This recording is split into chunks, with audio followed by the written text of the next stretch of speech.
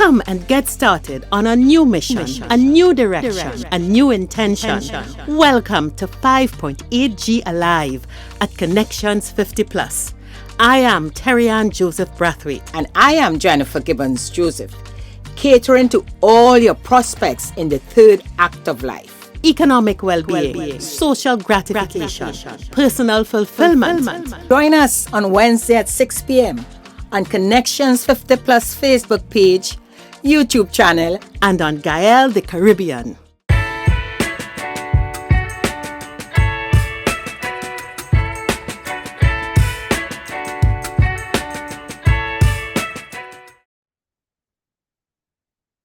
I thought it would be really nice to start this show with a garden scene because it will be Corpus Christi tomorrow, and we have been chatting about gardening. No, we talking about plants. I like the idea of the trellis to have some running plants, and then at the back, mango tree, which is shade. Remember, I mentioned a lot about shade. I like shade. So under the gazebo, I have some beautiful plants. I tried them with variation of colors. So we have here, remember I told you I don't know the name of all the plants, but I know about the colors. So we have a variation of colors here, greenery here, the orchid. I just love these plants. I like the shape of this leaf. And my center lily for my centerpiece, and run through. So at this side, so I made a little, just to help with the shade here. And that's about it for now. Just a tip of my garden. All right. So here we are at our Corpus Christi show for our 5.8G Alive. Yeah.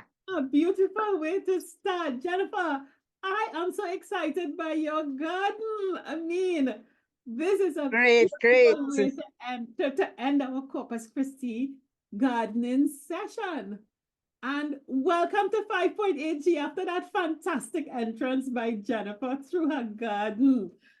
As usual, I am Terry-Ann Joseph Brathwaite. Of course, next time will be the vegetable garden. I'll be showing you the fruits of our labor. Yeah. Exactly. And you just met Jennifer. Today we're going to have a packed show. Jennifer, your garden is beautiful. I just love it. I think we should be doing all of our recordings out here. Thank you. I will try to find a little session area in the yard like that, and we can have an outdoor program. But yes, and I'll show you a side view and the front view. Yeah. Definitely. So listen, we are culminating our gardening series, and let's get into it. We have the final day with Karl Burgess. We are into now planting, choosing plants, fertilizer, and all of that. It's a long show, and it's so important. So let's get our interview.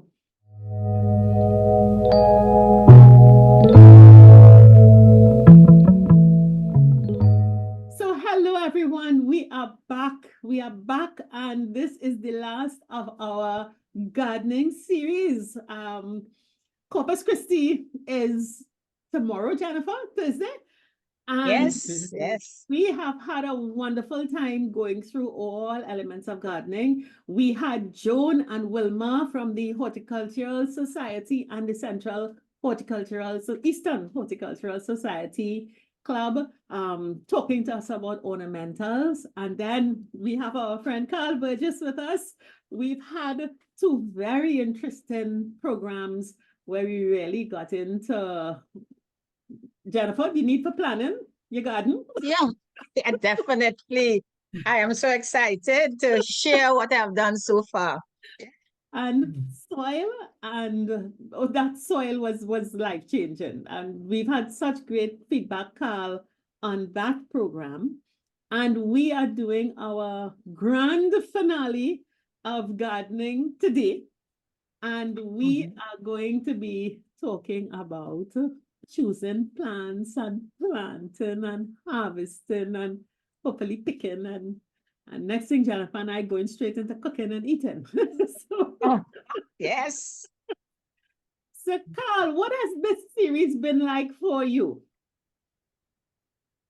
It has been very interesting, and it kind of keeps you alive with the garden and things to do and what not to do. And along those lines, it keeps me alive. Let's put it that way. Nice. It keeps you thinking all the time of strategies and things that people need to know. All right, especially if they're coming up with Corpus Christi coming up this week. But it's not only Corpus Christi coming up this week, but it's after Corpus Christi also. Because you're not going to just plant and leave it and then come back next year, Corpus Christi or something like that. It's planting and art farming gardening is an ongoing, it keeps going on and on and on. You can't let go. You learn as you go along. Yeah. And then you know what plants you need and what plants you don't need.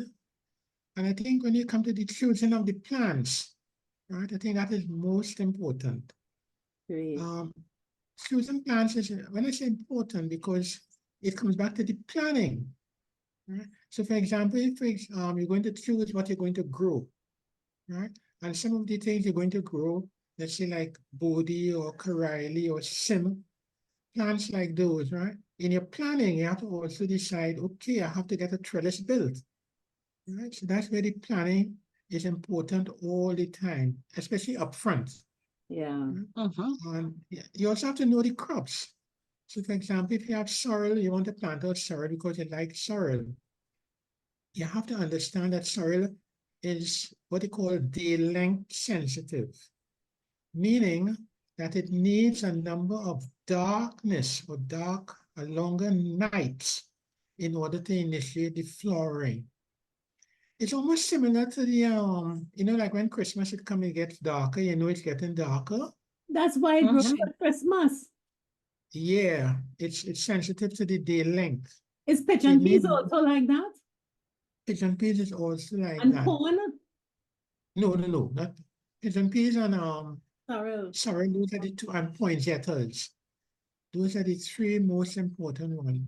So like what the let's say like some of the growers do, it's like you have to time it, huh? So all now the plants are growing, let's say the poinsettias are growing properly, nice shaping, etc.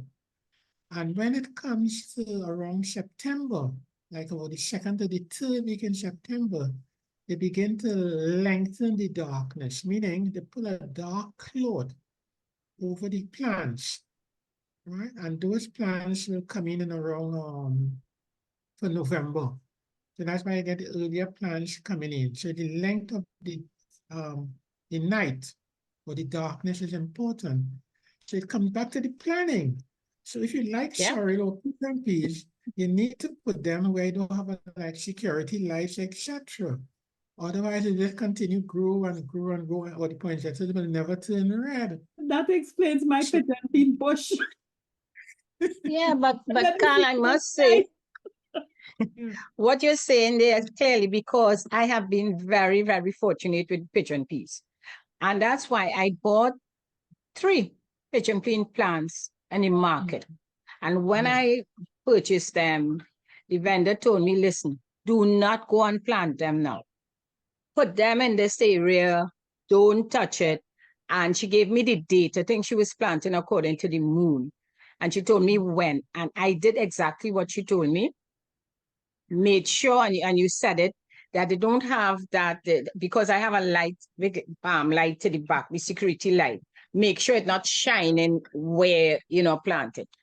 And I got so much pigeon peas. And actually, what she told me, I went back to the market after to let her know, I was getting so much pigeon peas. And she said, you know what, too? After that crop, trim it down and think. I would really post pictures of that because I trimmed it, really cut it down. And since that, if you see now how it just more leaves come up. So I'm looking forward for, I don't know when that would be again, but at least they didn't die. And she said it could go for like 3 years, you doing that, and getting pigeon peas. Yeah. Jennifer, most of the time the pigeon peas tend to come in for around Carnival. Okay. Mm. Now, many years ago, the University of the West Indies developed a variety, what they call day neutral. So the pigeon Yeah. peas does not depend on the light, right? So you could plant it and have peas all through the year. Under the Yeah, and this security is light Tobago too? pigeon. She sent me it's Tobago pigeon peas. Yeah, Tobago pigeon peas tend to grow taller than the, let's say, Trinidad pigeon peas. Yeah, she Yeah. did say Mm. Tobago pigeon peas. Yeah, but the university had what they call day neutral, meaning that you could, anytime during the year, you could plant pigeon peas and get pigeon peas. Under the security light too? Huh? Under the Yeah, security yeah, light yeah, too? yeah, yeah. I The want light that. is not. Yeah, I'm trying to get some seeds from that Yeah. also, but I'm Yeah. not certain. I'll see how it goes. All right, great, great, great. So that's why planning is important. You know your Yeah. crop, you know what you're going to do, Yeah. As I said, you're going to put down body or something, so you definitely need to do a trellis. Right? Mhm. You don't wait until, and Been dragging all over the floor. yeah. Anyway, we could get in, and I have everybody would. I mean, we introduced and Jennifer showed her lovely setting and her lovely garden and so on. Yeah. Jennifer, how has this series been for you? Very good, very informative, and I am boasting. I did a lot of stuff different with the ornamentals. I actually, shift them around. I now know that I was overwatering some, because every day you're watering. And I got rid of some what I found the roots, I'll check the roots were waterlogged, etc. So under for the ornamentals, I really did a lot of changing around. And since we started with the vegetable garden, well, Carl, I gone back, I actually started the herb, doing herbs. And Terry will share, we went shopping and I will show the photos. I decided not to put anything in the ground. Yeah, okay. So I put in pots, I have the troughs, and and all that came from the planning. I actually decided what type of vegetables I wanted, Yeah. and that is what I bought when we went to the plant shop. I planted and I understood it too. I looked for the area. I started looking at where the sun comes up, where I will get how many hours of sun. 4 to 6. I have been checking. 4 Huh? to 6. About 4 to Yeah, 6 no, I'm hours. actually checking. So I put them where I know right now in the area where they are. I know they're getting that sun. Soil. Oh yes. The gardener did come and I used the wood chips and I didn't do the leaves, but I didn't use the mango leaves. I had a tree in front, sort of rubber type tree that was dropping leaves.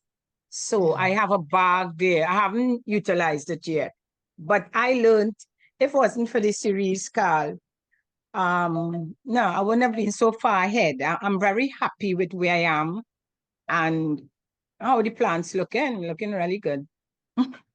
And that, yeah. Just what you could do, Jennifer, is also try like the mango leaves. I know they are difficult to decompose. You just put it in a black garbage bag and put it in a corner and forget it. And at some point in time, it's going to compose itself. Great, that would work for me. Yeah, and you could use that. Yeah. Yeah, thanks. That would work for me. I plan to get, Jennifer, we saw the big black pots. Yeah. I plan to get one for leaves. The way my garden is, I have no backyard, and I really can't take anything that looking like a pile that don't belong. Yeah. So I decided to get one of those big pots and get a cover for it. Use one of the big saucers to cover it. And every week I'll put the leaves in it. And when the waka people come, they'll just whack up everything, and I will just have my leaves, there. And but if when they whack the leaves, since it gets smaller pieces, you could incorporate that in your soil mix. Yes. And not decomposing.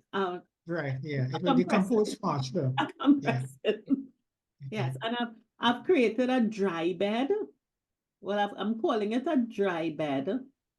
I'm going to designate that area for hardy things that don't want too much water and want a more, let me get this right, a more sandy loam soil Right. that's well draining, but not too, like rosemary and things Right, like yeah. that. So Mhm. that area will be for those kind of plants because everybody else getting water like rain. So Yeah. The other thing, Terry, what you could also try, and not want to do it at home, is have an area where you only have, I'm going to call it wild plants. Okay, things that you really wild don't need. When I say wild, plants that attract butterflies and bees, etc. oh, flowers. Not another flower really like shak, you know the shak plant? It has a yellow flower, or like desmodium, timari. Mama Zora, Team Mary's pick up. I know that's what I'm saying. You have an area where you just have those things Okay, very for the wild. pollinators. Okay, Yeah, to like encourage jump the up and kiss pollinators. me Or and to those attract, things. yeah. Yeah. Okay, You have I like a think wild garden then, a wild garden. okay, I think I know. Would that area need a lot of sun, or could that be kind of shady? No, the plants will adjust accordingly. All right, They I will know adapt. exactly where they're going. I know exactly Right? where they're going. That Right. will encourage the pollinators like the bees, the butterflies, etc. Yeah. to help it pollinating your plants down the Okay. road. All right. And Actually, according to Carl, I always say I would love to have more. I don't have butterflies in my garden, and I would love to have butterflies. Mhm. What would be the, not Timari, right? So what would be the best? What can I use? I looked it up, but it was looking like overseas, you could actually import, you could actually have the, bring in the, what do you call it, buy them and put it. Jennifer, butterflies don't come to you like Zora's. You have a nice Nope. Zora hedge. Oh, okay. Nope. I think you see, butterflies, you have to look at the life cycle of insects. So the butterflies are egg, larva, pupa, adult. And most of the time the eggs are laid on the well, some of the time the eggs are laid on the underside of the leaves. And then the larva and the pupa fall out into the ground in that kind of compost material. So you need to have that going all the time in order for the butterflies to come. You have to like a butterfly, like the milkweed, for example, is another plant. The garden What too the neat, one Jennifer. That's what he's saying. In the untidy area. When I read, I actually saw where you could, they actually buy these eggs and thing and they harvest them in some bottles and then they put them out. But I don't think we can do that. I don't know if we do that here. No, I I want don't the think we do easy that way here. out, huh? Well, the easy way out is to have a wild garden. An Not area good, where but you I just will leave try it. that. I have an area. I think I can do that. I just So that I will area look. like I will look into it. encourage larvae, etc.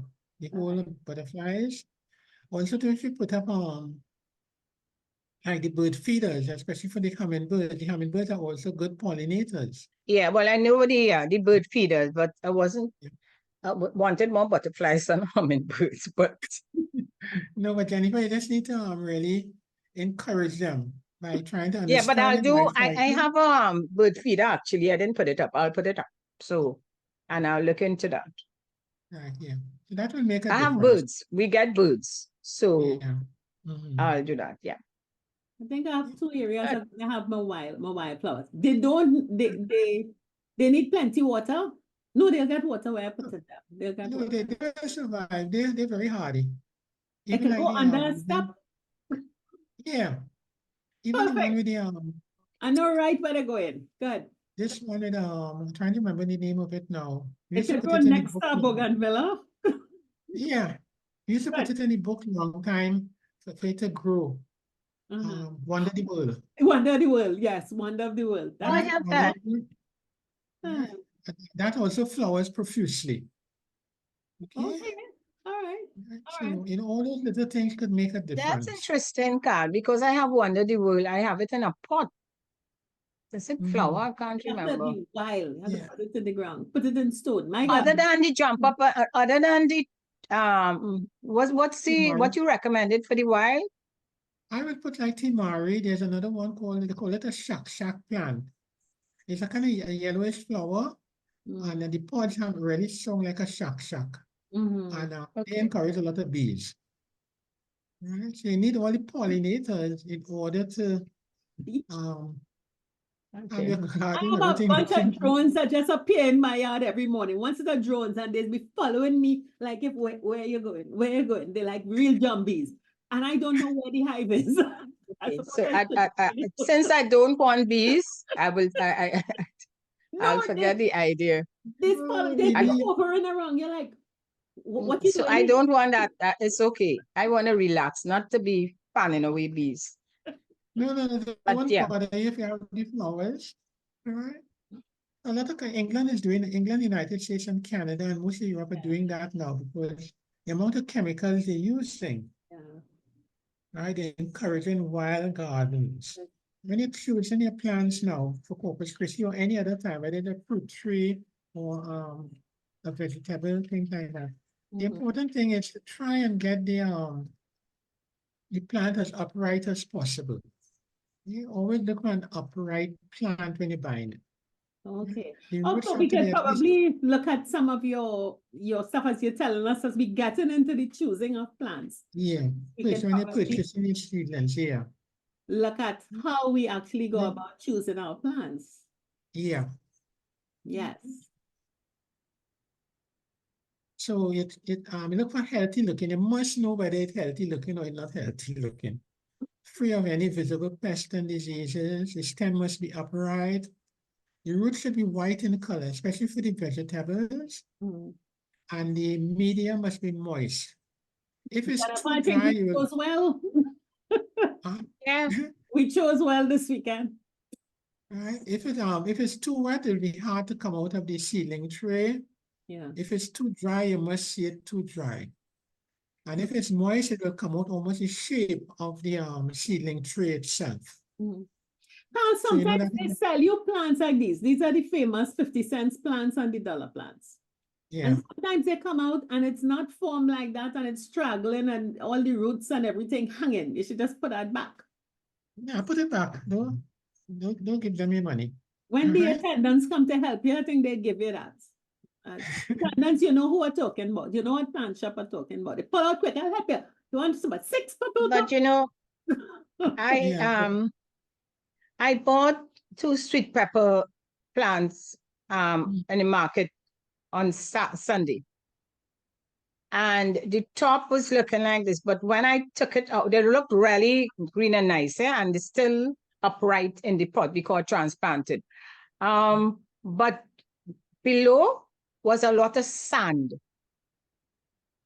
She Oh, sold it in a cup, the Ceratex cup, right? yeah. The small ones. So the top was like the top of this, but when I lift it out, on the bottom was sandy. Was there a reason for that? I think maybe just for drainage to make it. Or for drainage, she would have done that. Yeah. Okay. Yeah. All right. Because you know, the But roots they are look very healthy, fine. and since I Yeah. transplanted, it's still they're upright. Okay. Yeah. Okay. Nice. And then, Carl, I know Yeah. we have an issue with, we can move on from this and probably Yeah. start talking about our trees. Yeah, but if it purchasing fruit trees is now it's a different kettle of fish, as they would say. Again, you have to look for an upright plant. One that is upright, is upright. You won't be able to see the roots, etc. But you have to see the difference between where it is budded or grafted on. Yeah, you must Please know do that this area. part in detail, because as I realize, I have destroyed the plant, one of my grapefruit trees. I cut off the good part and I end up with a dead stick. Right, so the cyan is either the desired plant, that is the plant you actually want. Yeah. So like, let's say if you That is take this piece here. yeah, the top upper part, yeah. The union, as I showed it, okay, that's where it was budded on in the case of citrus, so it may be grafted on in the case of mangoes or avocados. And anything below that, that whole yellow length, right? You have to keep removing that. Keep looking at the plant and removing it. because that is what is called a stalk. Now, if you allow the stalk to grow, it will overpower the desired plant, the cyan part of it. And for citrus, especially, you can always tell because the stalk tends to grow upright, very long upright, a lot of thorns on them. The leaves generally tend to be a little bigger than normal, right? And it might have that kind of lemon or lime kind of smell when you break a piece of leaf. Ah, is Yeah. this part But of Carl, tell me something. Let Yeah. me just ask this question. You go back, the stalk, what you refer to as a stalk. I always look at Okay. that as the main part of the Yes. plant. How do you remove that? I'm not sure I understand in that aspect. No. The Because that stalk, is in let's the say- ground. That is what we planted in the Right. ground. Correct. So the stalk for citrus might be like rough lemon or sour orange, those kind of plants. Right? You When move they it reach a up. certain, when they reach a certain height, they are now budded on. Yeah? Right? Yeah. So the budded part is the cyan or the desired plant. That is like a very mature plant they will take. Like in the case of mangoes and avocado, that's a mature, like you have a mango tree in your yard. You take a piece of that mango tree, okay, a branch of it, and you graft it onto the stalk. Yeah? Mm. Now, since it's mature, right, it have all the characteristics or features of a mature plant. So what you'll Okay. find is that they will bear very early. So people will come and say, I get a dwarf mango or a dwarf this and a dwarf lime, avocado, etc. But it's dwarf, yes, because it took a piece of a mature plant.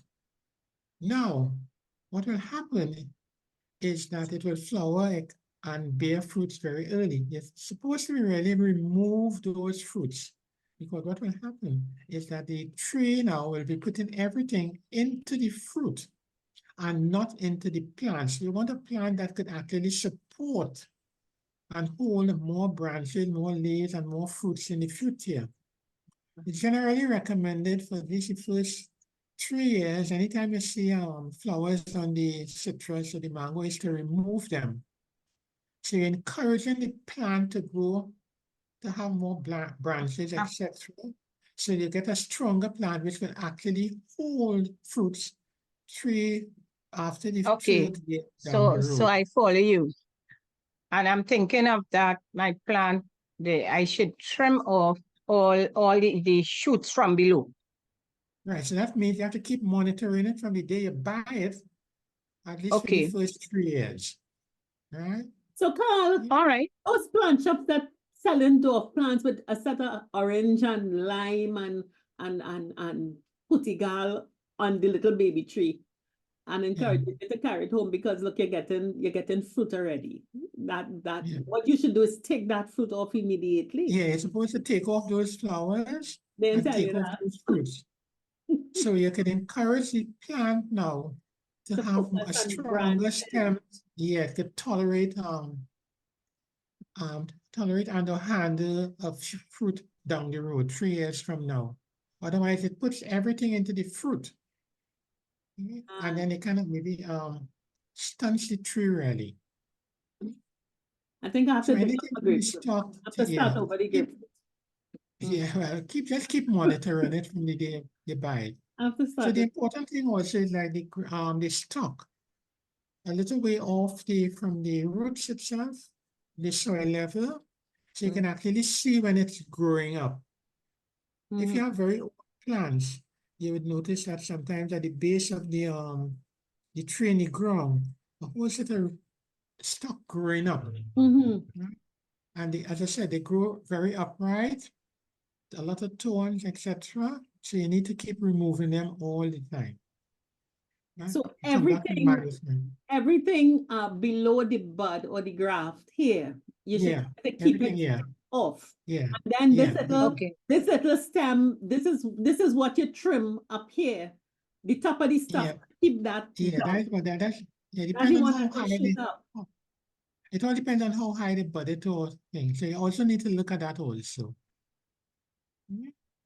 Okay. Oh, because Yeah. Carl, what I did, because I found the orange was growing so tall, I just trim off the whole top of all these, what you call them, You trim off the scion.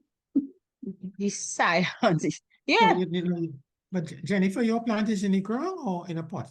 it's in the ground. That is a king orange that I bought. It's in the ground. But It you hasn't just started bearing us yet, but I found it was growing so big. I just Yeah. start to trim off the tops. Like how you do the ornamentals. But you see, it comes back again in trying to understand the nature of the plant. Citrus in particular needs a dry spell in order to initiate flowering. Yeah. So that's so it's important. They say normally 30 to 40 days dry. And then you get water and that initiates the flowering. The same thing But like we'll how have the to tree replant, Carl, because I have been watering, and if it's one plant that always get water, it's that citrus. No, It no, never remain dry. no, you need to let's stop So now watering. I understand now, and I believe I have to buy an next plant. Because that not gonna bear. I haven't seen any flowers, and it's how long is it? It's there a couple months. Well, How many years you have it in now?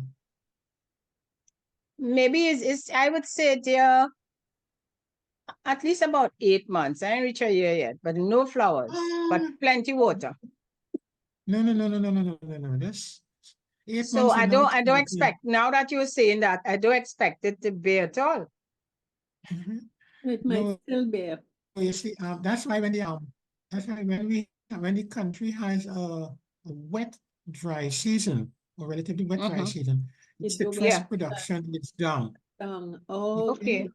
And also the honey production is also down yeah. because they don't have the flowers to And pollinate. all you have to do when you're selling these plants is tell you that, don't water them, How leave is them it for not a just dry die for you spell. to come back, Jennifer? How else to How get you to difficult come is back that to every say? year?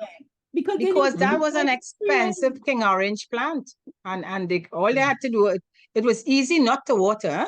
It's very easy to leave it Yeah. alone. Yeah. Okay. And maybe I just need to keep asking them the relevant questions But if I you wonder don't if they know know the that. one question, and hope and hope for the, I wonder if they know.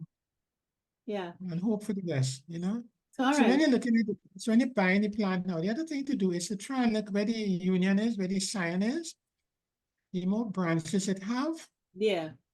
Yeah. Okay? Then like in this one, for example, You next only have slide. one. The next slide. Yeah. No, next slide. This Right? one? So this union had about 5 where the circles have about 5 or 6 shoots coming up. Mm-hmm. So if when you look down at it, it's almost circular. Right? So that means you'll have a balanced tree down the road. Which plant Right? shop selling trees like this, Carl? Huh? Which No, you have plant to shop go. selling trees like this? No, you see, you have it comes back to And the more budded? farming. No, it comes back to farming. You have to just learn patience. Oh my Yeah. God. So that's why, like, if I have to choose a tree, I will go down. Sometimes spend a whole hour just looking for the tree I want. All right. Just I put like And in I this think we case, have to hire you to purchase. We have As to the do a tree purchaser. shopping day. We have to do a tree shopping day. I have to replace my Because I don't have, I would be too frustrated looking, especially going to different plant shops.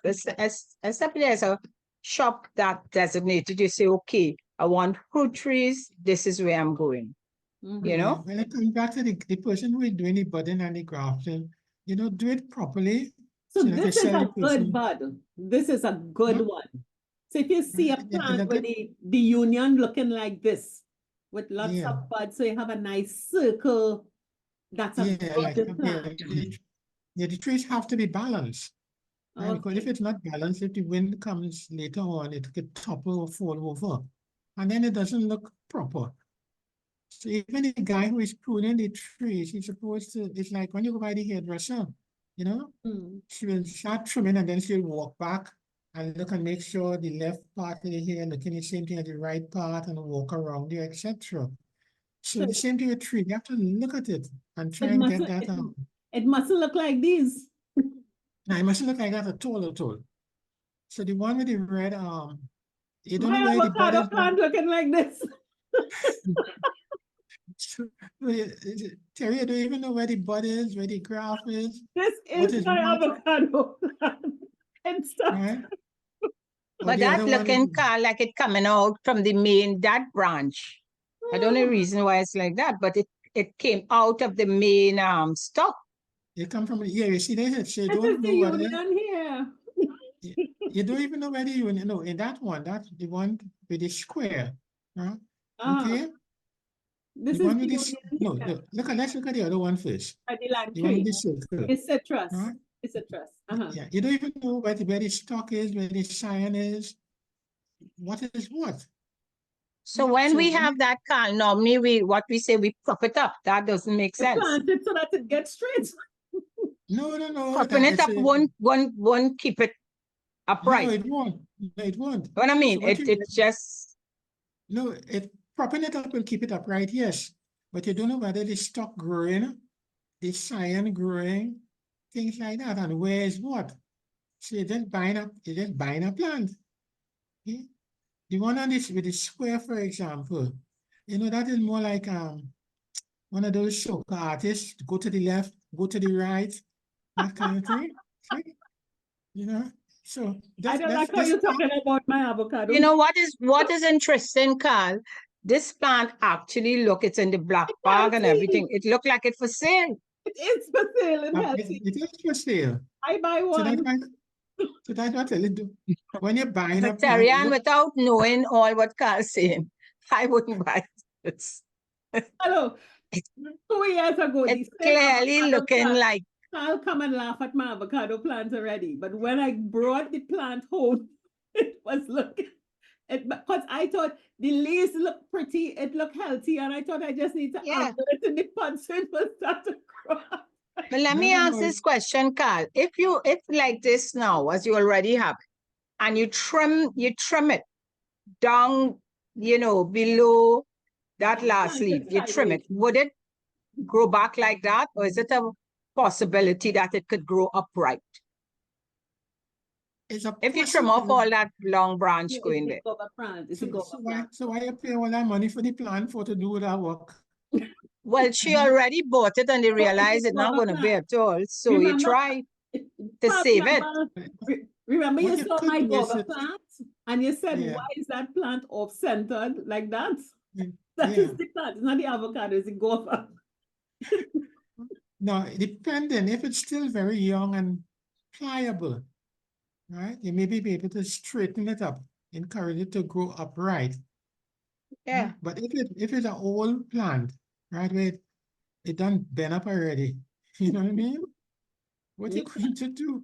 New So that's plant. why it's important to choose a good plant from the beginning. Yeah. New plant. Okay. New plant. Mhm. New plant. Okay. So just to make sure we know what we're dealing with, we're looking for plants and Yeah. like this.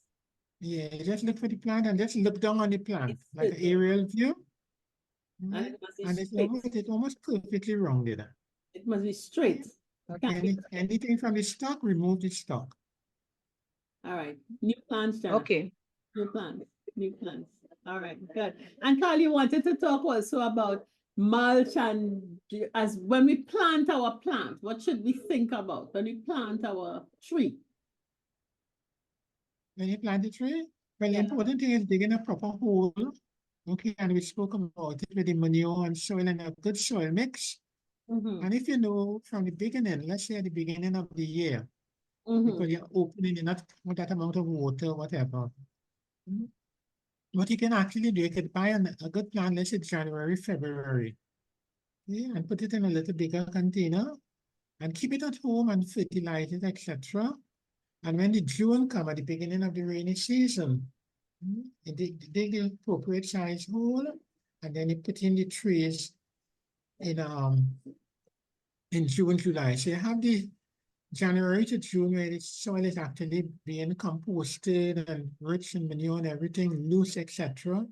So when you put down the plant, right, it gets a very good start from the beginning. Yeah? And always remember But to in the dig the hole. interim, Carl, sorry. Yeah. in No the plant growing. interim, before you do that transplant, what happens? Where you keeping that plant? You keep it home by you. All right. In the corner, In by the, in the, yeah. You see, corner by it comes back to the planning of it. Right. So okay. you know you're going to put it down. in a This is where the corner. mango tree going to go, the lime tree is going to go based on the location and walking around, etc. So you know you're going to put it here away from the house because you don't want the roots affecting the foundation, etc. So you put it, you take the hole where you're going to put the plant and you're preparing the site for the plant. So when the rainy season comes, it's easy to take off. You'll have a bigger plant, of course, so the survival rate would be higher. So you're keeping the plant in a container for 6 months and you're dressing the Yeah. hole for 6 months. Correct. Separate. So you're preparing the ground, you're keeping it good Right. while the Right. plant is growing in a container. Correct. So we're not buying plants tomorrow to plant Thursday. We're not You doing don't that. have to buy it tomorrow. You could buy it to plant sometime afterwards. Okay, but plant in 6 months' time. And no, that's for vegetables, but for like fruit trees, For trees. you could do that. All Yeah. right. But for vegetables, again, it come back to planning where you're going to put the plants and have everything ready.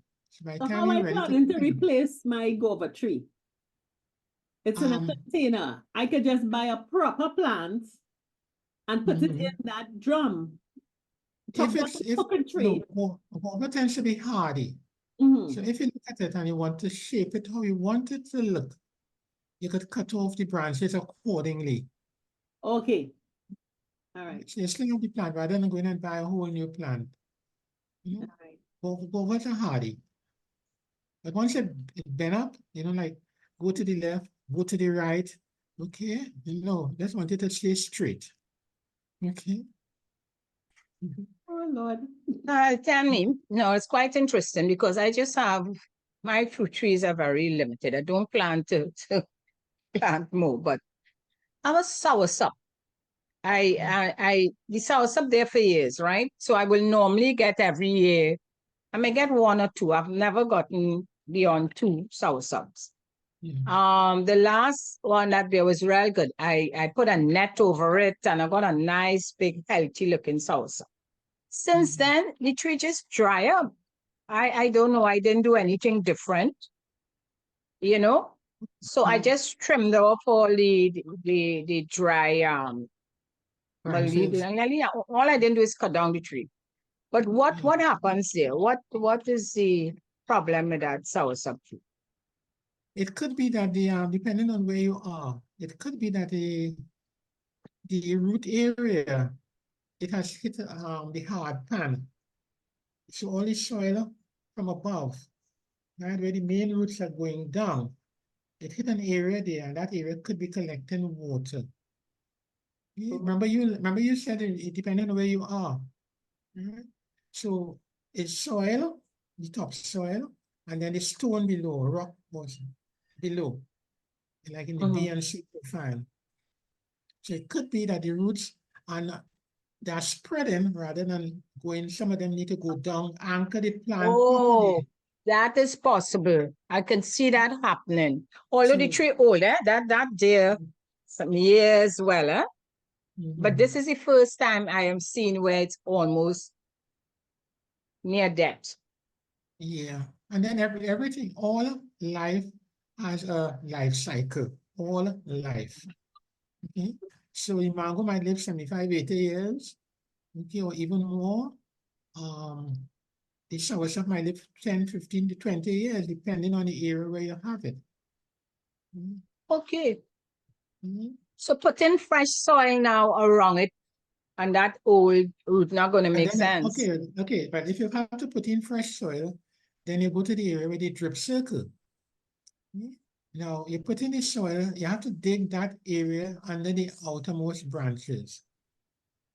Now, the soursop tend to be almost conical in shape. So you have to put, I would say, about 4 or 5 feet around, and dig out that area, loosen it up as best as possible, and add some compost or some fertilizer in that area and see whether it will shoot back up.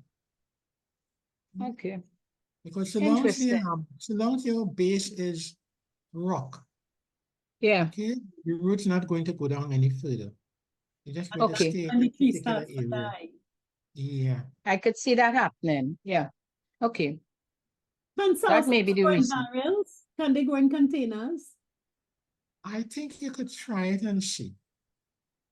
You could Yeah. try it. You could try most fruit trees in containers because once it's in the container, you have to have a big container. A barrel, a Um, big barrel, big blue barrel. Yeah, big barrel. Yeah. And remember when you're putting it down, remember the location and sunlight, etc. Yeah. Okay. Also, when you put it in a spot, that is the spot you want it, huh? Mhm. Because moving it from point A to point B every year or every other year and things like that, and our backs don't agree. Okay. So you need to really keep them, decide where you're going to put it. Yeah. We had a lot of questions as Jennifer raised the point of soursop. People have problems with soursop, and I think you just answered one of the questions. And depending on where your soursop tree is, if you know you don't have a lot of topsoil and stuff, and there's rock under there, the Yeah. soursop roots probably saying, They have a lifespan. Yeah. and I Yeah. can't get any nutrients, so therefore the Yeah. Yeah. tree will stop growing. And would that Mhm. also be reflective in those black fruits or the I know we have a picture. Right, what we could do, we could jump to pests and diseases, and Yeah. I could show you the right. Now, in the case of the soursop, right, there are several I know one lady at Centennial did some research on it years ago. Mhm.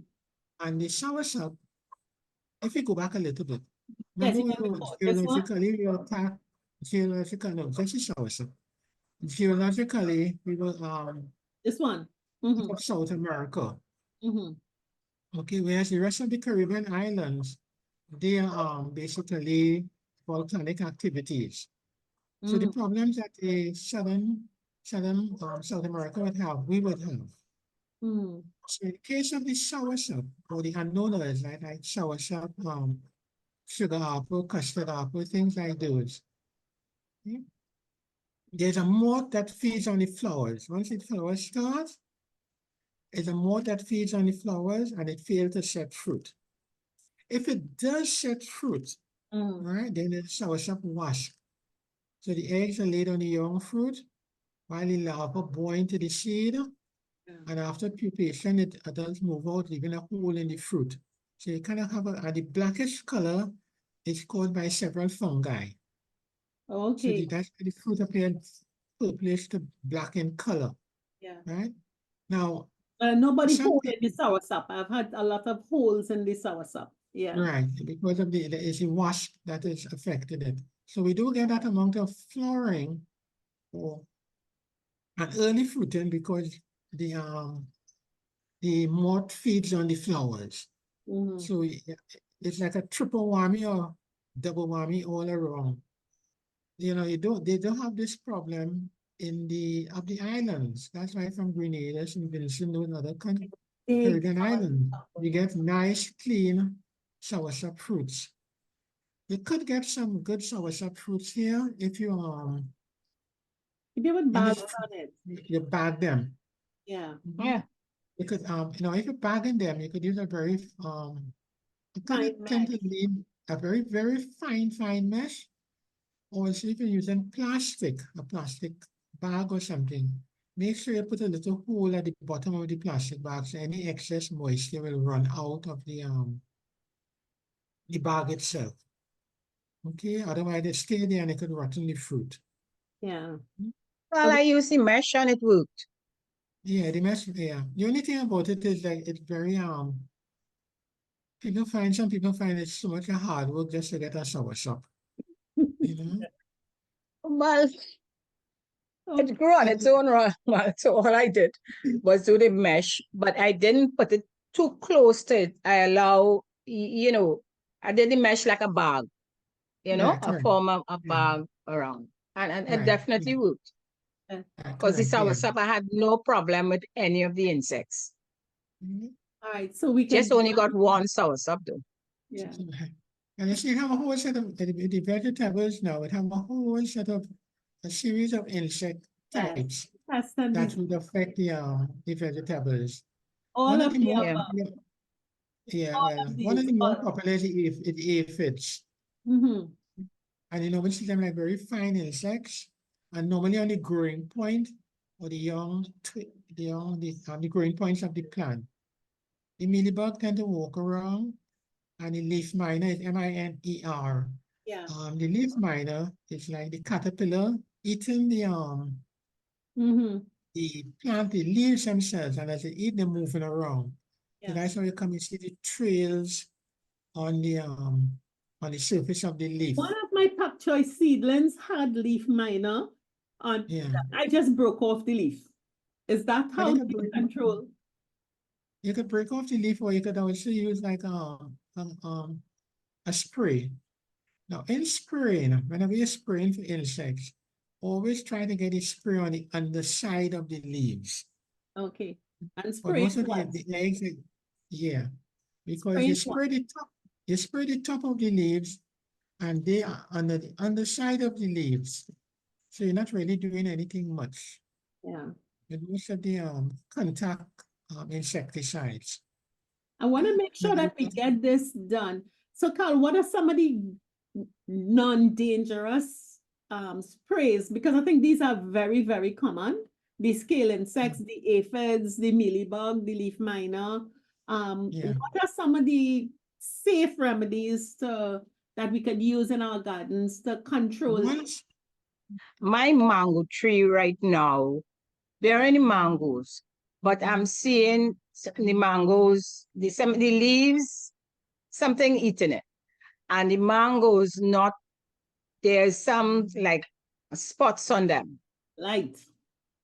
most It most is, of the time, the and spots so I on was thinking, and as you're going to answer Terry and there, I did some spray, and I don't want to say what I spray with yet. I will allow you to just do your recommendation, but I definitely did not want to use any sort of insecticide, but something more natural. So Okay, yeah. one of the things you could do, the Ministry of Agriculture, I know, has a very interesting, informative booklet. You could always download it on managing pests and diseases, homemade remedies. So you can Okay, use, thanks. Yeah, I'll do that. Yeah. Mhm. and that. Now, in the case of the mango, those black spots you're seeing would be like what they call anthracnose, a fungus. Mhm. That means there's too many leaves on the tree itself. It's too dense.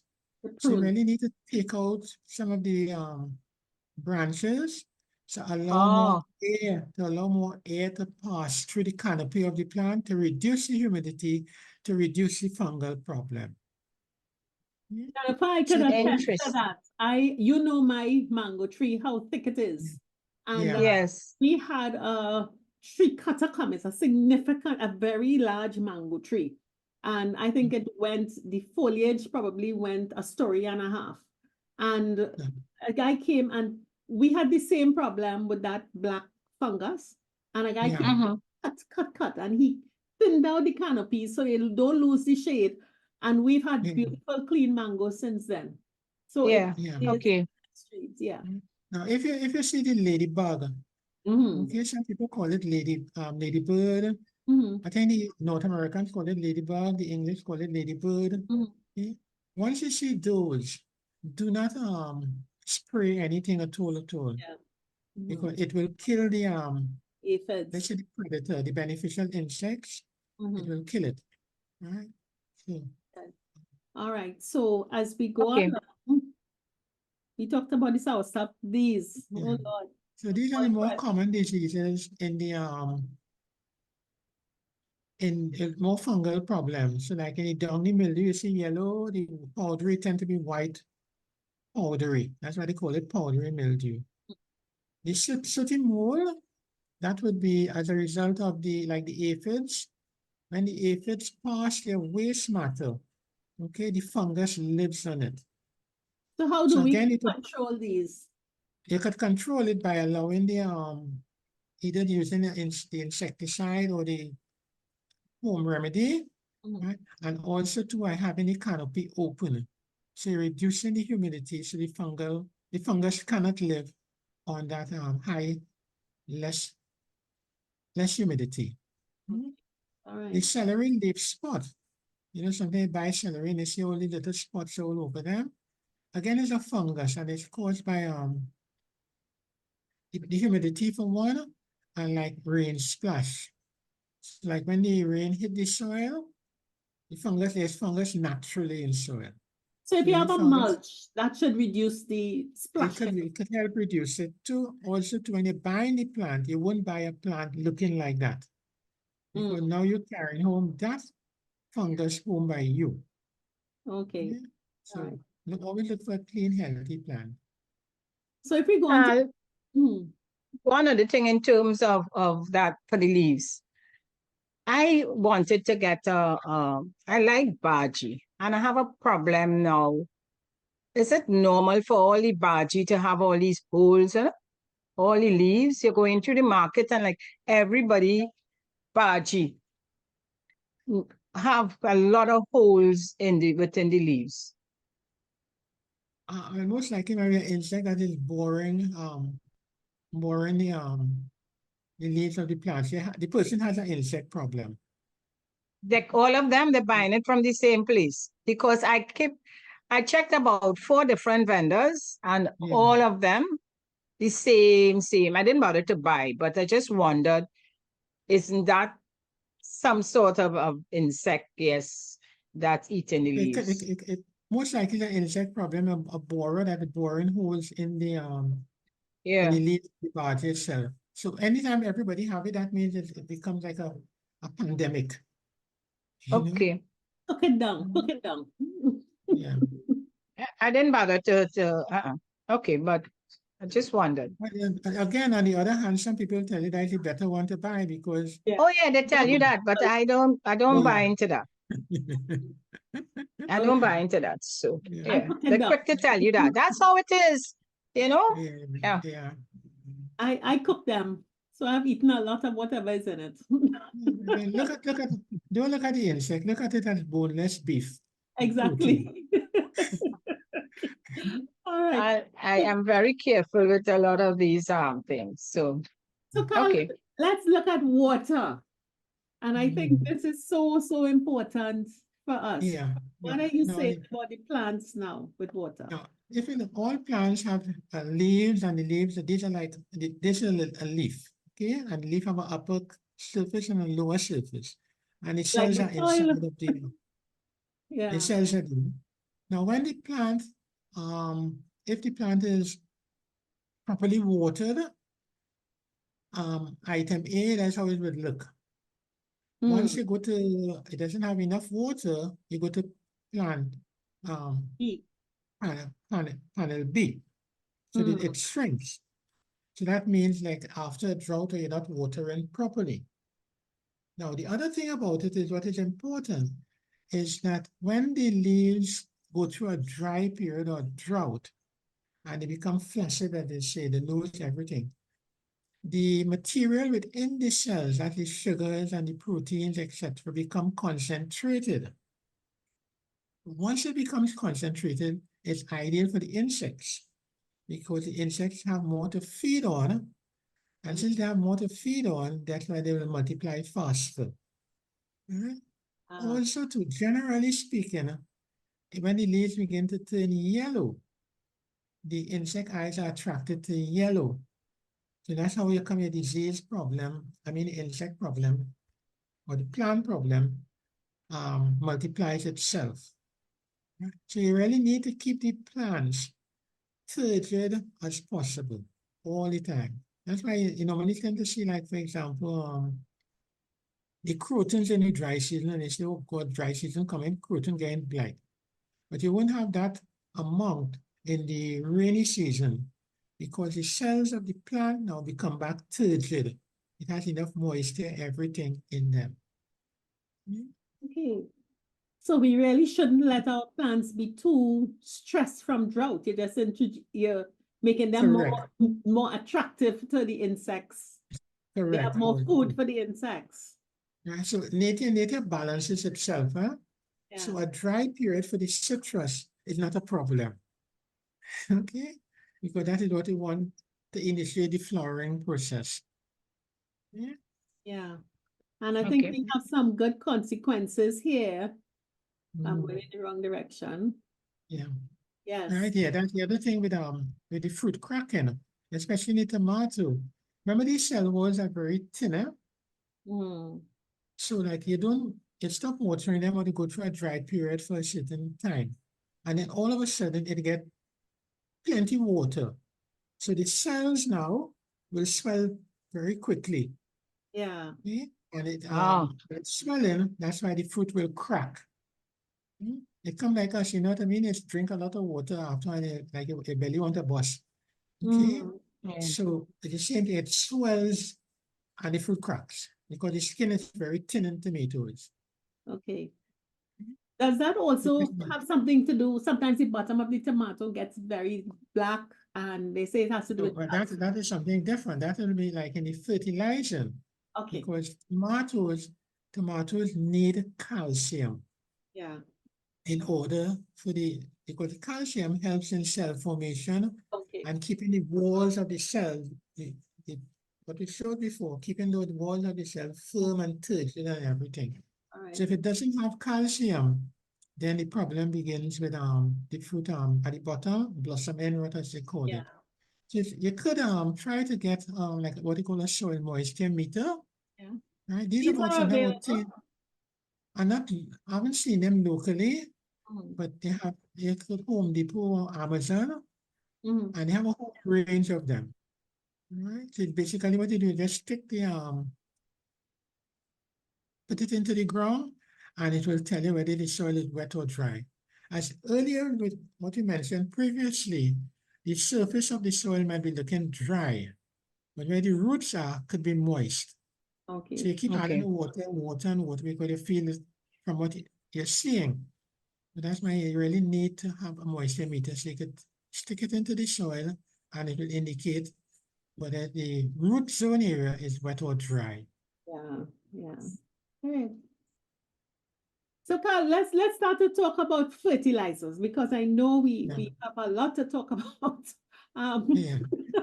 What is the story with fertilizers? Well, okay. If you Because look we at have our all plants plants, planted and it wet, so we're keeping it alive now. now if you have a good organic mixture, you don't really need fertilizer. And I know As what you're we talking about now, not the low, this clay or the soil, no. the organic part, Everything. the Yeah, are all 5%. inclusive. Are all inclusive.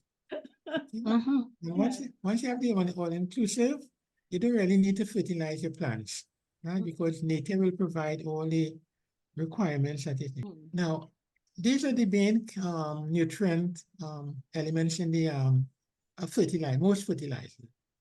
Okay, so you have nitrogen, phosphorus, and potassium, or N, P, and K. That's for older Right? leaves. Mhm. No, that is if you have a deficiency, it Okay. will show up in the older leaves. Oh, okay. Right? If you have a trace element deficiency, that's the calcium, sulfur, etc., it will show in the younger leaves. Oh, So when, Okay. Yeah, I when the follow. younger leaves are maybe light green or yellow and green or um patchwork kind of thing, okay. most likely have a nutrient deficient trace element nutrient deficiency. Okay. Okay. Now, so the plants, it come like a vitamin tablet. Mhm. It have like a multivitamin, have everything in it. So the plants need all these Mm. elements, let's see. So the older leaves gives you one story and the younger leaves gives you the I'll other. tell you, yeah, the younger leaves will tell you have a different problem. Okay, great. Now, remember also, too much of one thing good for nothing. Mm. So you can't over fertilize. You can't add nitrogen all the time. Or some people call the nitrogen growing soil, they call it potassium bearing soil. Yeah. If Okay. you look at the numbers, let's say, looking at the numbers now, what is important in fertilizer is the numbers. Not this fertilizer good for this, and that one good for this, and this one is that tonic, etc. It's the numbers that are important. So where you have some fertilizers just have pure nitrogen alone, like what they call urea, just nitrogen and don't have nothing else in it. That's like this first one, the 46. Mhm. Right, yeah. Now the one with the higher number, the 46 and the 30, that is actually nitrogen, high nitrogen. So nitrogen is good for growth, making the leaves look dark green, etc. That's why you're using nitrogen. Mhm. Right? The other four, right? The 10, 52, 10, 9, purple 45, ones. the purple ones, I where the phosphorus. center number is higher, Yeah. right? The phosphorus, right? You need that for root development. Mm. So what farmers do is that they put down the plant or fruit trees, they put it down, they add a high phosphorus content, the center number. The more popular one is the 12, 24, 12. Now, Mm. that will encourage root growth, root development. It also helps with fruit formation and flower formation. Which is the potassium. No, not hold on. Mm-hmm. The higher center numbers, Mm-hmm. yeah, those are help. Everything is interact with one another. Mm-hmm. So you can't have one without the other, or too much of one and less of the other. Yeah. So as you now put it down the plant, you add a little bit of the 12, 24, 12, or any one of those center numbers higher, right? And the higher center numbers really is for root development and root growth. So you want the plant, as you put it down, you want the plant to start growing roots. Because the more roots it have, that means the more nutrients it's going to take up from the soil, the more water it's going to take up from the soil, right? And that will be translocated, as they say, to the leaves, etc. So Yes, you Carl, get let more me, growth. before you go further, to Yeah. understand what you're saying here. So when you are purchasing the fertilizer, would they Yeah. have the combination of the numbers on it indicating what Yeah. is best used for? Correct. Most of Because them, why I'm asking that is what I have, I was just told, okay, use that on all the plants. But it doesn't have these numbers. It doesn't have anything to indicate. So I don't know, because when I use it on all the different plants, some plants may need more nitrogen from what I'm seeing here. Some may need less, etc. And I am putting something that I'm not sure The blue balls. about the combination. The blue and the brown well, balls. yeah, because I know sometimes when they bag it out, they just put it in a small bag and they just mark blow corn. Yeah, or but just put a little something. post-it, something on it saying what it contains. Exactly, because it's the numbers are what are important, not the Yeah. it good for this and it good for that and that. So what I'm hearing from what you're saying is that if we do purchase any fertilizers, we should ensure it have that combination on it, yeah, that should telling be on the us list. what That should is be combined, what is made of. So correct. if we have a chart and we have that, we would know based on the need of the plant if it's useful or not. Correct. Yeah, so So what sometimes you are really these need to blue and brown balls that they say are universal fertilizers? okay, the blue one that they sell, generally speaking, that they sell right now is the blue there, 12, 12, 17, 2 with trace element. The blue corn, some people call it blue salt. Yeah, that's what you call it. You buy it all the time. Yeah. Right? Okay. But That's this. That's that combination. Mm. now you have to be careful with that because from what I'm understanding is that some of the blue corn have 12, 12, 17, 2 and trace elements. Some of them only have 12, 12, 17. Yeah. Remember, you look at the business we're dealing with now, eh? So you have to buy the others Yeah, the trace on the side. Okay. So you need to really look at the label and see whether it have the 12, 12, 17, 2 and trace elements. So what about the So brown ones? now the brown ones, now most of the, not I wouldn't say most, some of the fertilizers they sell now are what they call slow release fertilizer, meaning that it is coated with something, right? And that something allows water to diffuse through the surface into the fertilizer, and the fertilizer will be released slowly over time. So you might see that some places use a brown one, so they might have a 3 months, a 6 months, a 9-month fertilizer. They don't have Meaning, one the bag. The bag of nothing is a Ziploc bag. huh? It's a Ziploc bag of no 9 months, 3 months, anything. I Oh know. my Lord. No. So sometimes when you buy a plant, you might see the brown one in it, Yes, and months after, you're still seeing it. yes, Right? yes. That means it's a slow release. It releasing the fertilizer slowly But over what time. makes, what proportion? Huh? What Because number? normally they're supposed to have the numbers on it. The coating is ready just to release it slowly over time. So remember when you it comes like if you eat too much of vitamin C, for example, like West Indian cherry. You Mm. eat all of them one time, your body can't handle all of it. So it has to get rid of some of it. No, but Now are you saying then, Carl, that the brown balls have the same fertilizer composition as the blue balls? some of them, the numbers might vary. Hmm. The numbers could vary. The composition Jennifer, would we have have to go back NPN. and see if numbers on that Ziploc bag. You know, definitely don't have any. I don't know have I any. checked when Carl was speaking early on. Carl, is this again? Sometimes, depending on it, whether you the blue or the brown, they would tell you could put it in water, mix it. I actually bought the blue corn together with some pesticide, and they said you mix all together. So it's mixed, it's not going, it's mixed with water. All right. Again, the same brown one. And somebody told me, oh, if you put it in water to dissolve, it would work faster. You know, you're getting this without any proof of anything. What you're thinking on that? I don't think it works faster. The plant will only take up so much. All right. And if it's taking up too much, as I said, too much of one thing is good for nothing. It's going to Yeah, affect because the when it whole. dissolves, you're putting more. Yeah, You're so the killing whole the plant. dynamics of everything, the whole dynamics of everything will change. Yeah. It's like if Well, you it's no longer slow release.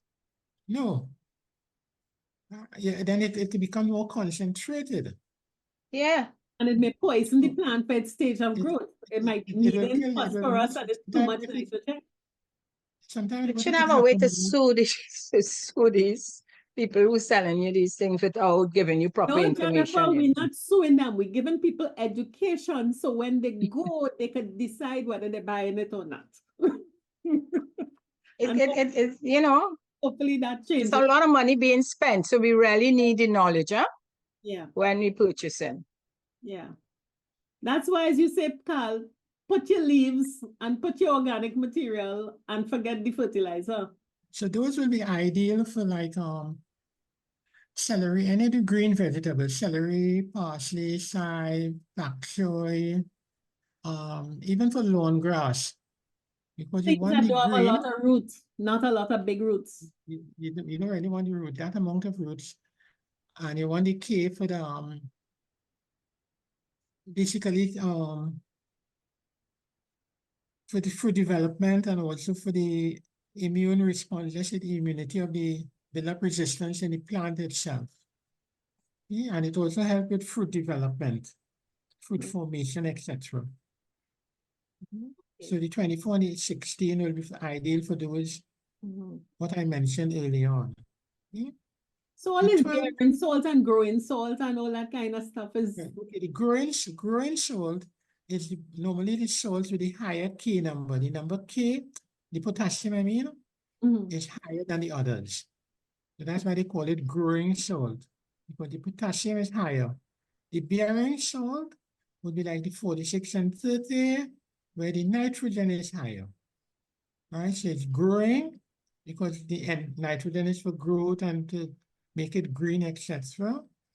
And the high Ks would be for like the fruit formation and fruit development and immune system in the and plant. flowering. Yeah. Okay. The 2 is calcium, which we indicated that will end up with the blossoming rot at the bottom of the tomato. You might find it sometime on sweet peppers. Yeah.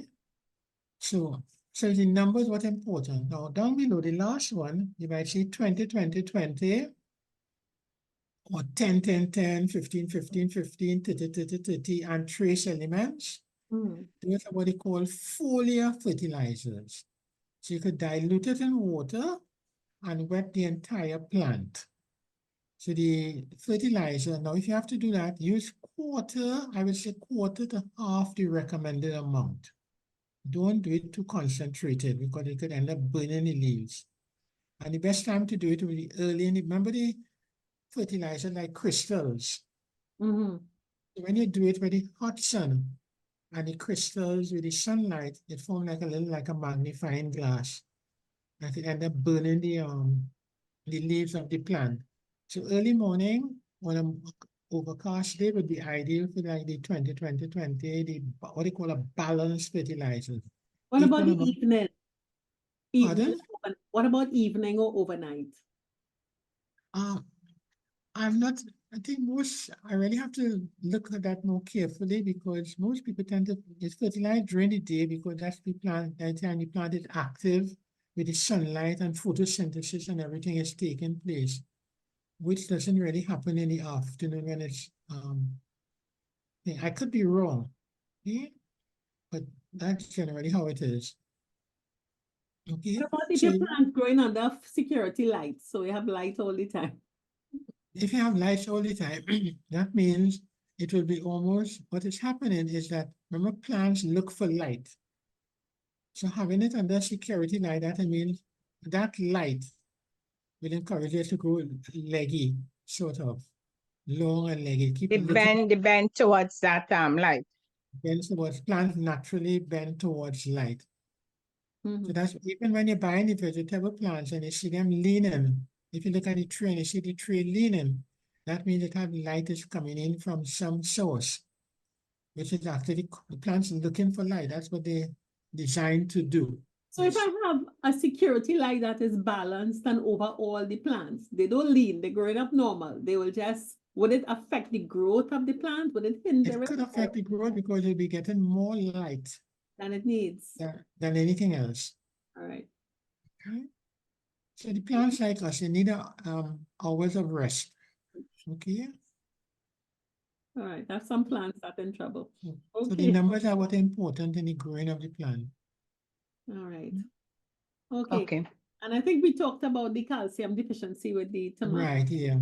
And also to the calcium deficiency, you also have to have sufficient moisture in the soil because if you don't have sufficient moisture, the cells now, as I showed earlier, the cells would become flaccid, weak, so they can't take up anything at all at all. So that's why when you plant it, you have a proper soil mix, proper watering, or at least keeping the ground area moist, fertilizing, everything have to be balanced. You can't have too much of one and too little of the other. Okay. Great. All right.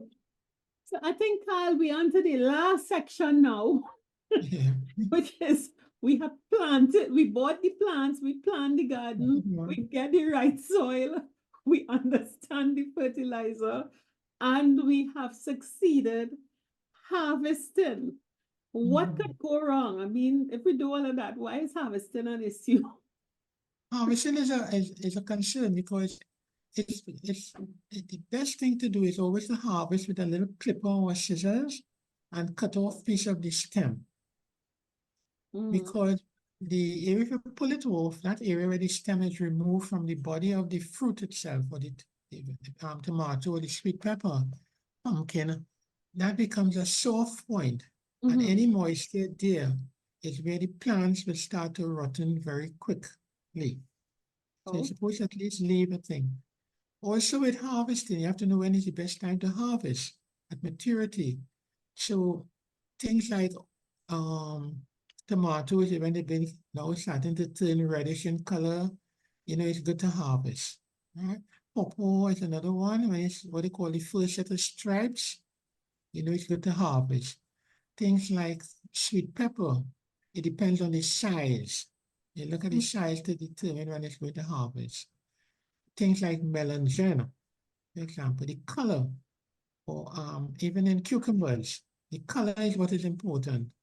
So anytime you melangen, even if you buy it in a market or whatever, and you find it turning yellowish, right? That means it passed. With If the cucumber, cucumbers, With cucumbers, they said it's when it's waxy or when it's smooth, when it's glassy. Which one is best for harvesting? Again, if cucumbers, you look at the size for one, and if you look at it and it's beginning to have signs of yellowing, it is over the Go on. partial maturity date. Yeah, yeah. That's gonna go in. All right. Okay. But Right, sometimes it's waxy and sometimes it's not waxy. Does that maybe make it depends on the variety. Depends on the variety. Okay. Right? In the case of this one, callaloo bush, Mhm. right? Now, callaloo bush, it have three, I'll call it three stages. The first one, which is basically lime green in color, and it's roll, what they call the first roll. Yeah. That is the one that gives the best callaloo. Yes. When it begins to open, they will Mhm. call that like second cut. Mhm. And these are now, they're not young, but they're not mature. Mhm. And they still have a little lime green color, a little lighter green color. Okay? And then when it's fully open, Which is right? what Normally they're selling black. now. Big Yeah, elephant ears leaves yeah. And they cut it up and and put it in a bag. put it in a bag with other things in it and say that callaloo bush. But the true callaloo, what like the good restaurants will want, is only the rolled leaves. So the maturity on every plant is different. Mhm. So you have to look for the size of it, the shape of it, the color of it, will determine the maturity. Things like celery and parsley and chive. Mhm.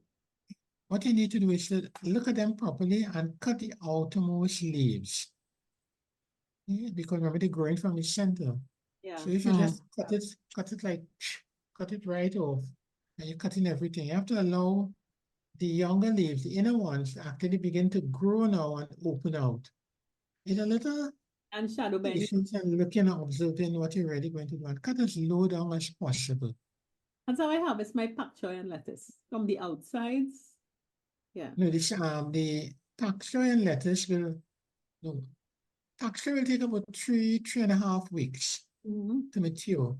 Lettuce is normally around 4 weeks, 4.5 weeks for it to mature. Anytime you see the lettuce, what they call bolting, it's starting to grow tall, tall, tall, it pass. Okay? Okay. So that is going to start to flower at that stage, and the leaves are going to be turned, it's going to taste bitter. Dig it up. So normally 4.5 weeks, 4.5 is ideal for lettuce. Mhm. Pak choy is about 3 weeks. All Right? right. Again, looking at the size of the plant itself. So the size, the shape, the color, etc. When it comes to things like avocados, it will get less shiny. It's beginning to get dull. Yeah. That is when you could harvest the avocados. So those Okay? shiny green things people selling at the side of the road, you should just leave They them. pick that green. Right? And then again, it ripens very quickly. So when they bring it in and the supermarket have it, and they're selling this little thing, what they call avocado, right? Every time you cut it, it's black in the inside. And veiny, very veiny. Yeah. Yeah, so, And there's look like a popular store bringing them imported from Santo Domingo. And it just have right, so, oh, right, freaking again. balls. No, you see, that's a challenge. Remember when you're bringing it, if you have an avocado home by you, you pick it from your tree and you put it down. You know, within about 3-4 days, you're going to get ripe. Yeah. Firm enough. So think about 3 or 4 days in cold storage coming from a country, shipping it, or maybe FedEx, not FedExing it, but bringing it down. So by the time it reaches the Trinidad and it offload and it have to come into the supermarket or the market, wherever it is, it's about 4, 5, 6 days past. No, weeks. So you're just paying to throw away something. Some of the fruits are what they call climateric and non-climateric. Yes. Meaning, so long as you harvest them, they're not going to ripen again. Oh, this is important. Yeah, so like strawberries, for example, if you really want a good strawberry, you have to eat it from the vine. Fully ripen on the vine. like tomatoes, they sell vine-ripe tomatoes. Yeah. So by the time you pick a strawberry somewhere in Florida or wherever it is, and it reaches Trinidad, that's a whole week done pass. Right? And it's not going to ripen any further. Yeah, that's the nature of the plant itself. So Other the, things will ripen, bananas will ripen, mangoes will ripen. Okay, but the others wouldn't ripen again. so the climateric plants, if we could get that, Oh, yeah. these Right? are not going to ripen after they harvested. Okay, Right, correct. all right. So But what the you can put climateric, down is banana, plantain, tomatoes. They will get ripe eventually. correct. But you could buy the non-climateric, but you have to know exactly at what stage to harvest them. So they will be perfect. Everybody know okra, for example, right? They take the tip and they bend it. Okay. If it bend or it break off easily, then you know that okra is still young. Once it's hard, you know that Seeds. I should have to put in color look. Okay. Yeah. Okay. So that's the difference with them. Right. So when they bring them, that's why sometimes when you go in the supermarket and you see these things that they bring in and you look at it properly, if they package it accordingly, you're going to see it starting to get fungal growth and all kind of things on them. Yeah. Okay. Yeah. And finally, you have an innovative solution for the iguanas and the birds. Yeah, it's pretty innovative. You just use the what I bought was the PVC. fish netting or the fishermen use, Yes. right, from one of those places. And I bought a least amount, which is about a 10-pound parcel or pack. Yeah. And that 10-pound parcel, I could tell you, is about 45 feet long by about 15 feet wide. Okay. Yeah. Mhm. The only problem I'm having with this type of mesh is that the iguanas, when they get into it, they tie up themselves and they can't come out. So I have to look at something else. Is the iguana trap there? A iguana trap or maybe use the lattice work. Yeah, Use the lattice work window, but use the lattice work with the very smallest size holes. I think it might have. So that they can't actually pass through it. Mhm. Wow. But that's the whole fun in gardening. Yes. It's a learning process. I said mentally it helps you a lot, keeps you calm. You know, you go outside with your plants, etc. You know, like one friend told me his father works in the yard, and he said, like, Daddy don't realize it's sun hot. But you know what I mean? You know, because it's so Because you're enjoying what you do. Be out there and you're relaxing and enjoying it. yeah. No. And life is life around you. It teaches you life. Yeah. Yeah. But Karl, this was delightful. This really, really was delightful. I think many people are following, and as I said, we're having fantastic feedback on it. And Jennifer, I think we're going to have a good garden. We are going to have a good planting season. This 2024-25 planting season will be a very successful one. This would be great tomorrow in terms of Corpus Christi. I think everyone will be excited. We have started already. As I said, I will take pictures of what I have done so far. And it is really exciting waiting. My reaping will be very earlier because I'm mostly doing herbs. And it seemed like I'm not going to get that king orange in a hurry. So again, you know, it's not you're planting for life. So if you want for Christmas, you time it out also, so you get everything in time for Christmas. And you always work backwards. So like if you buy a seedling, a tomato seedling, you know you're going to take 3 to 4 months before it actually begins to bear. So if you want it for Christmas, then you work 3 months backwards. That's when you plant it out. Okay? The challenge with seed material is that seed material will take an average about, I would say, between 5 to 10 days to germinate. And then maybe another a few days, I'm going to say a few days, depending, before it actually transplanted.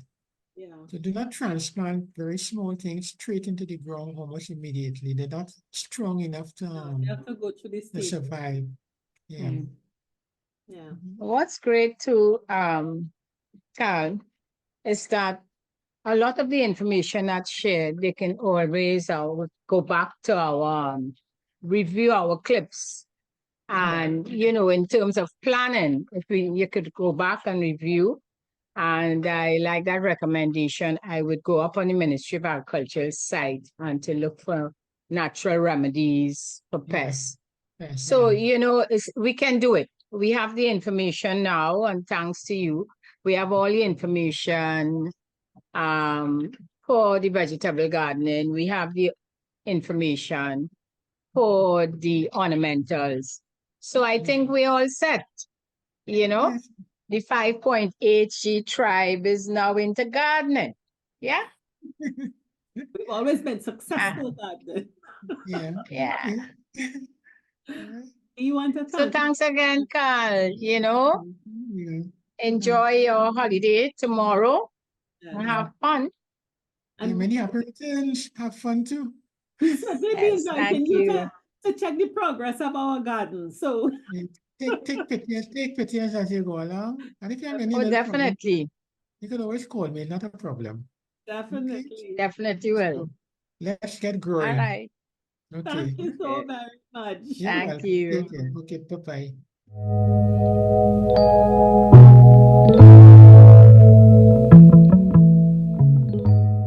So listen, Right. Yeah. we had Carl and we started with Jennifer's beautiful garden and her back patio. Jennifer, I think you well on the way to your therapeutic garden.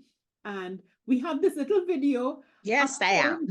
The start of my vegetable garden. We went shopping for vegetable gardens and I transplanted. So take a little peek at my seedlings blossoming and we can go out with that. So happy planting. So I will say that I'm almost ready for Corpus Christi.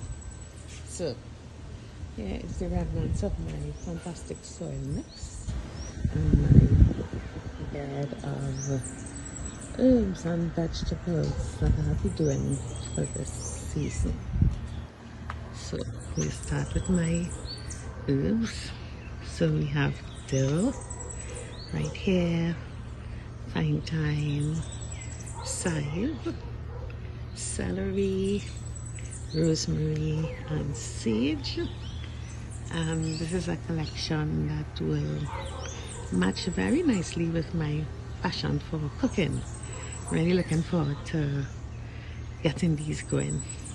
And my vegetables, in spite of Carl's advice, I won't buy cabbage, but I have done broccoli and cauliflower, and I'll be honest, I don't know which of these is broccoli and which is cauliflower, and I guess I'll figure it out as it goes. And then I have pak choy. I've done 6 now, 5, and I'm going to do succession planting. So every 2 weeks I will buy another set of pak choy, and every 3 to 4 weeks I'll buy another set of broccoli so that I can have it continuously.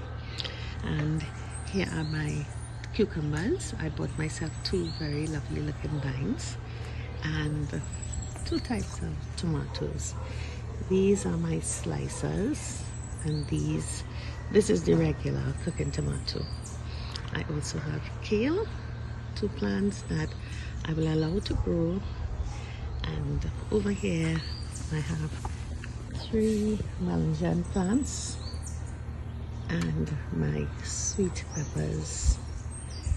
And in front here I have some red lettuce, hot peppers, and pigeon peas. I got these on a farm tour that I did this weekend. And then I got the Jennifer bug and I bought a lovely flower plant. So this is my haul of seedlings, which I expect to be enjoying over the next few months. And one thing I'll say definitely, these came from the plant shop in small containers. They definitely benefited from being transplanted immediately.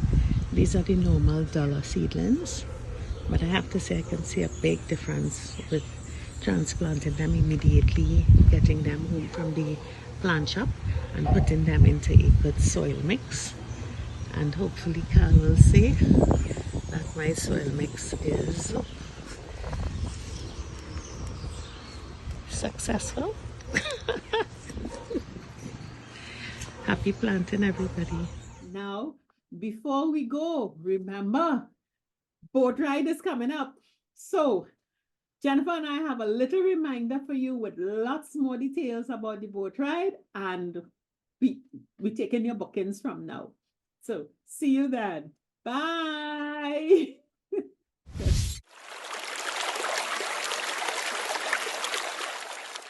Hi, 5.8G tribe. It's time for Matura Riverline, and that's on Friday, the 21st of June. You know how we roll because we are having this is a fun time for you to come out by the river and relax. I know some of you all may not have been by the river for a long time. And there at Trinity Riverline, it is such a beautiful, beautiful place. You know, lots of room. And guess what? Entertainment galore. And we have engaged what you call Friday's entertainment. They are really professionals and they're going to be organizing all the games for us. So we're doing fun games outside, indoor games, board games, all different type of games. You know, you can always walk around that beautiful area, walk by the river if you don't even want to go in and bathe. But of course, you will want to because the water is really nice. And I would leave Terry-Ann to tell you about all food. It is cooking on the spot, hot on the spot. Our caterers will be setting up kitchen and we boiling, we bubbling, we're doing all the things that we need to do. And I want to fully endorse Matura. That river is so accessible. It's family Water is friendly. clean. It's safe, clean water. And we're just going to have our own fun time Friday the 21st. And of course, it's a maxi line. Plenty vibes, plenty fun. Breakfast will be served also, eh? So Yes. we're going to be meeting at Maxi at our usual place. We're going to meet at Grand Bazaar for 7:30. Yeah, so come on, chill out. Come and have some fun. How much? Only $350. And you know you have to book earlier. The information is there. Give us a call. Book your tickets. We're going to just send you the information for payment. You know how it is done. So this is it. Friday, the 21st of June, 5.8G Matura Riverline. See you then. 50+ tribe and followers from Trinidad and Tobago and the Caribbean. Thank you for joining us on this Connections 50+ 5.8G Alive show. We hope you enjoyed the lively conversation and look forward to seeing you next week. Don't forget to like our Facebook page and subscribe to our YouTube channel. We really love getting your feedback. Bye for now.